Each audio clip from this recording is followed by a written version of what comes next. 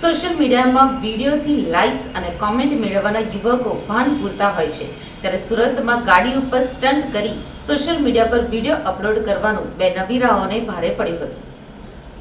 આ video viral કરતા નવીરાઓને ગણતરીના કલાકોમાં પકડી પાડવામાં આવ્યા છે।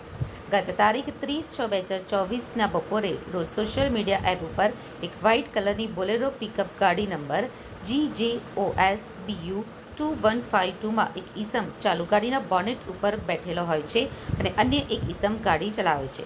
આ ઈસમોએ વિડીયો સોશિયલ મીડિયામાં અપલોડ કર્યો હતો। વિડીયો વાયરલ થતાં જ ભેસ્તાન પોલીસ સ્ટેશને તપાસ હાથ ધરી હતી, જે પકડાયેલા આરોપીઓના નામ છે શાહरुख सफ़ी शेख અને अनिलभाई राजाराम कांबले।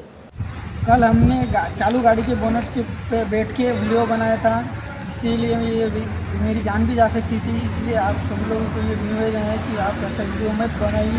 मैंने बनाई है, मैं माफ़ी चाहता हूँ।